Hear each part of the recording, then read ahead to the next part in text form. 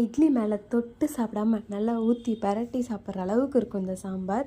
ஒரு வாட்டி ட்ரை பண்ணி பார்க்கலாம். பாசிப்பருப்பு, துவரம்பருப்பு ரெண்டுத்தையும் வேக வச்சு எடுத்துக்கலாம். ஒரு பேனில் 2 டேபிள் ஸ்பூன் அளவுக்கு எண்ணெய், 1 ஸ்பூன் அளவுக்கு கடுகு சேர்த்துக்கலாம்.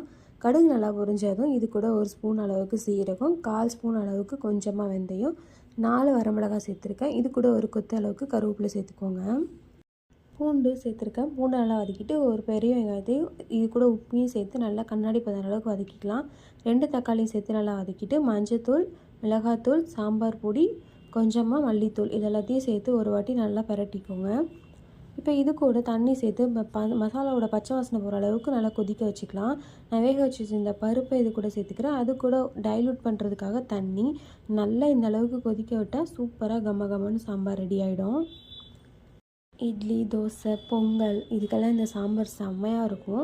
ஒரே ஒரு வாட்டி ட்ரை பண்ணி பாருங்கள். கொத்தமல்லி தூவி நல்லா மிக்ஸ் பண்ணி